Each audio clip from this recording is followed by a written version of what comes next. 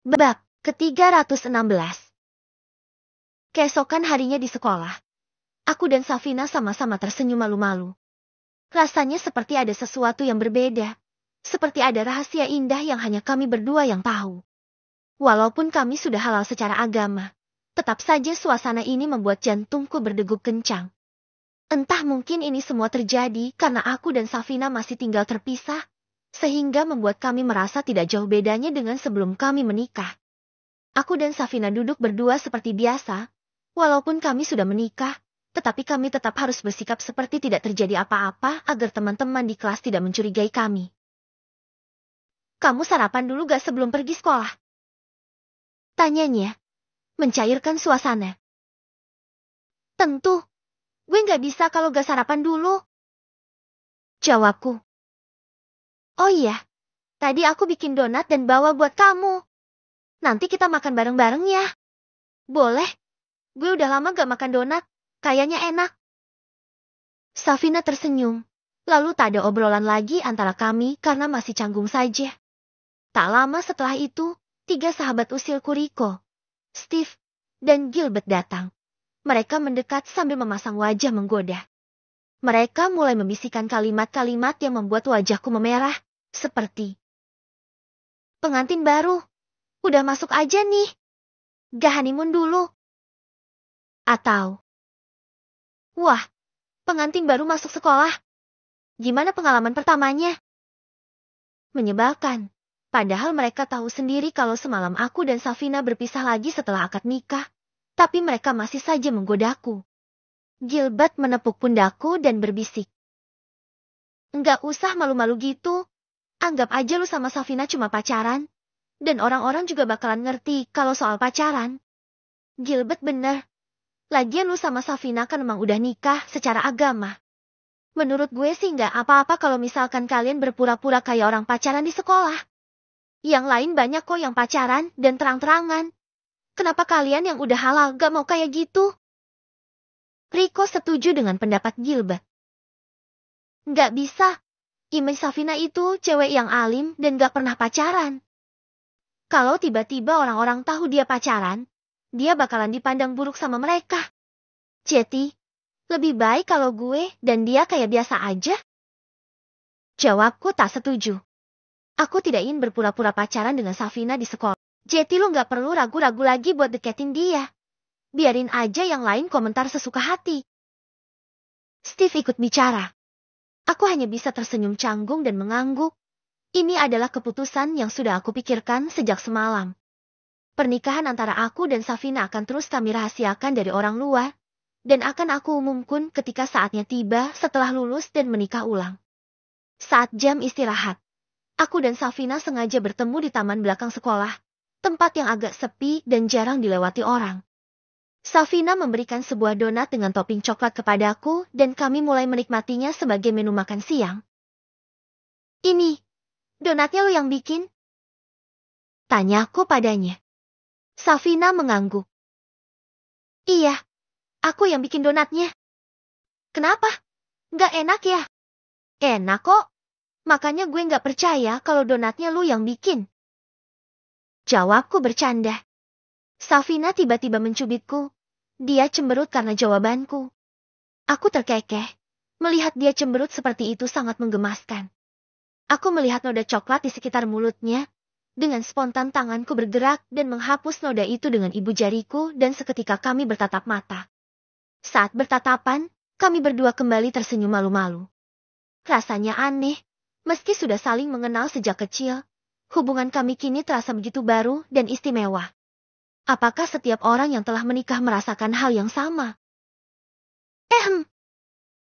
Aku berdehem, lalu berkata. Gue masih belum percaya kalau kita sekarang. Ya, kamu tahu.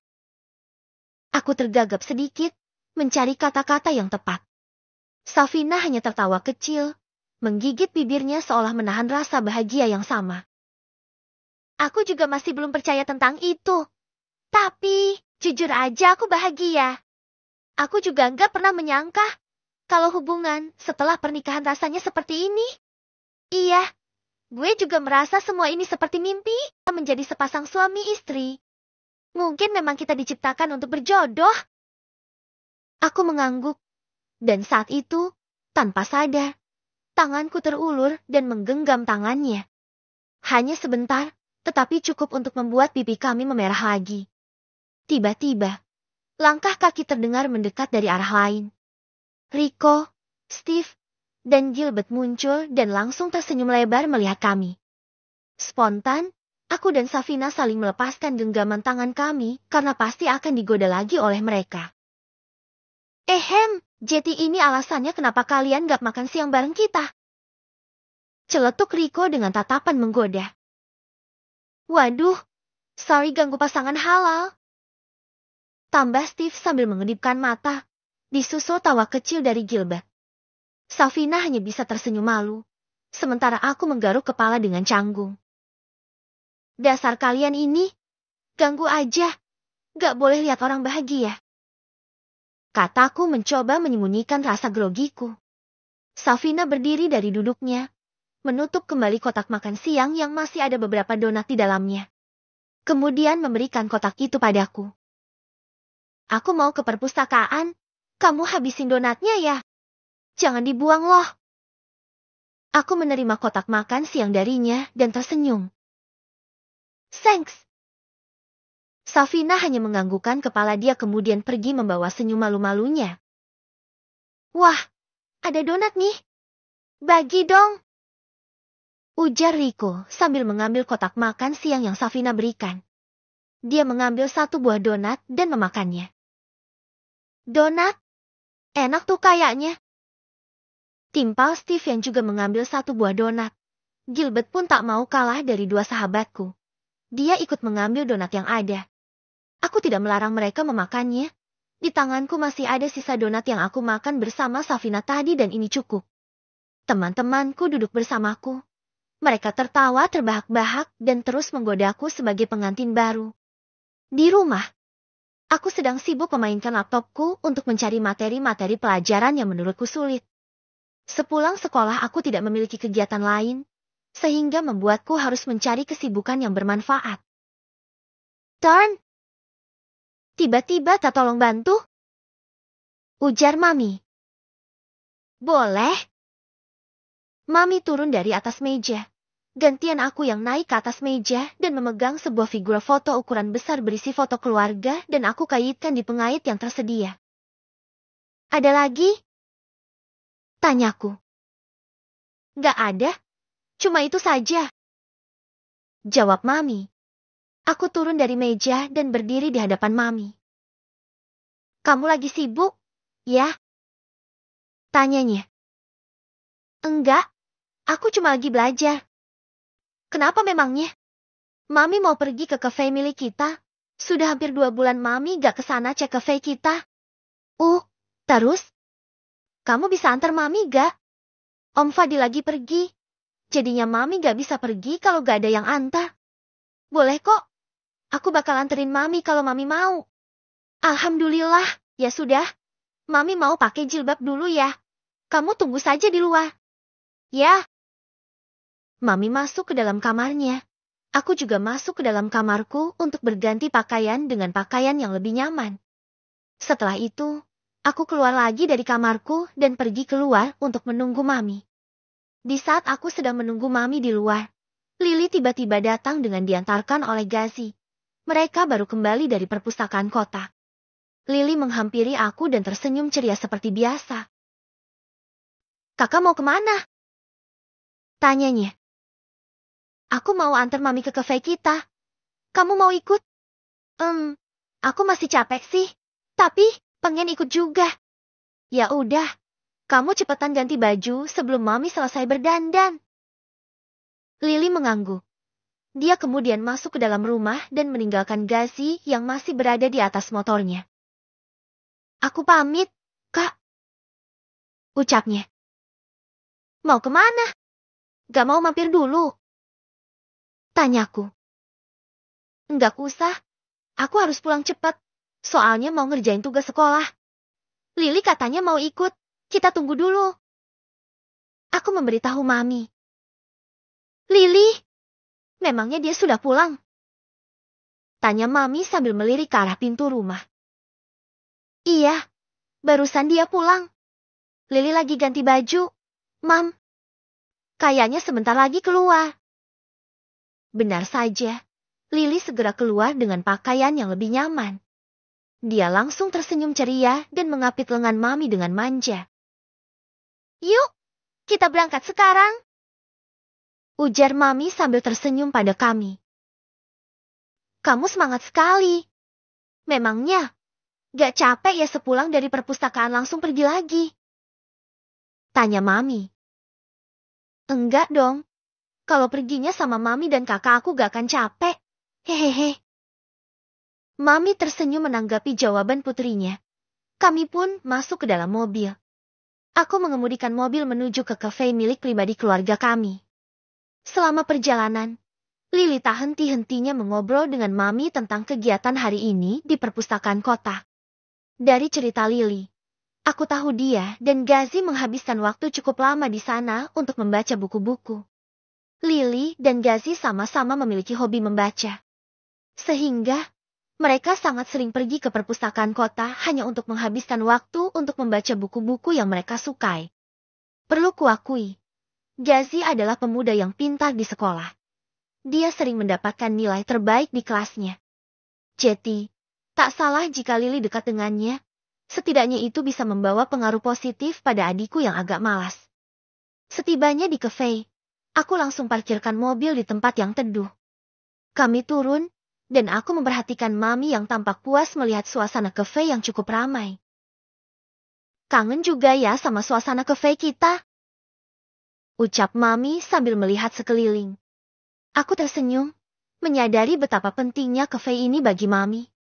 Dia sempat bercerita kalau kafe ini adalah hadiah ulang tahunnya dari Daddy.